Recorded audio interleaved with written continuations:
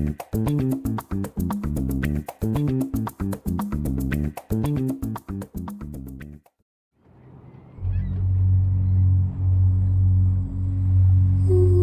August 2005, Southern Ontario experienced one of the largest storms that it's had since Hurricane Hazel. Over 150 millimeters of rainfall fell in the Toronto area within a 2 to 3 hour period, creating havoc across the city. There was significant flooding of the streets and of water courses across the city. Many of the roads were underwater. It was in excess of a 1 in 100 year storm, meaning that you wouldn't expect to see a storm of that magnitude for over 100 years. We had water both in terms of stormwater as well as sewage, making its way into the basements of houses in these areas.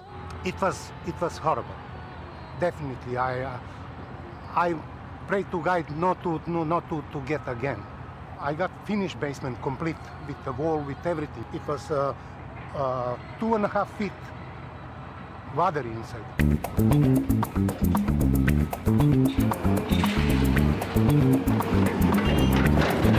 The storm forced us to look at the entire sewer system that services the area.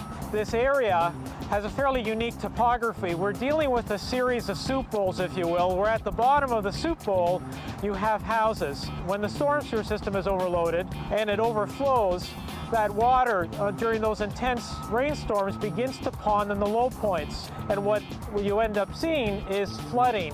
When this subdivision was constructed back in the 1960s, the design standard for storm drainage was in the order of 1 in 2 to a 1 in 5 year return storm. What we're designing for now is an unprecedented level of control, where Toronto City Council has directed us to design for a 1 in 100 year storm. And so the pipes that you see now are much, much larger than what was here to service the original residential subdivision.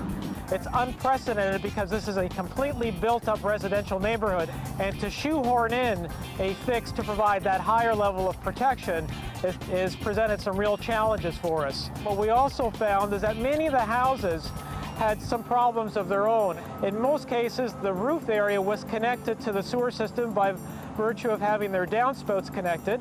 And one of the first things that we identified was the need to disconnect those roof downspouts. The lots were in many cases sloped towards the foundation walls.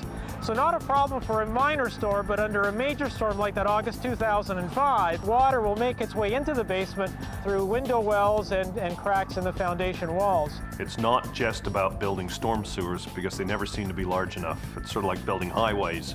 There's always congestion.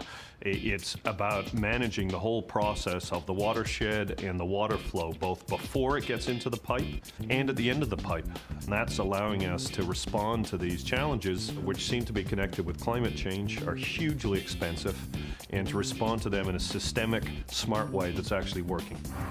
What I want to say, thank you government for what you did now. It is really great project. I'm sure that from now on, I don't think so that we're gonna have a flood.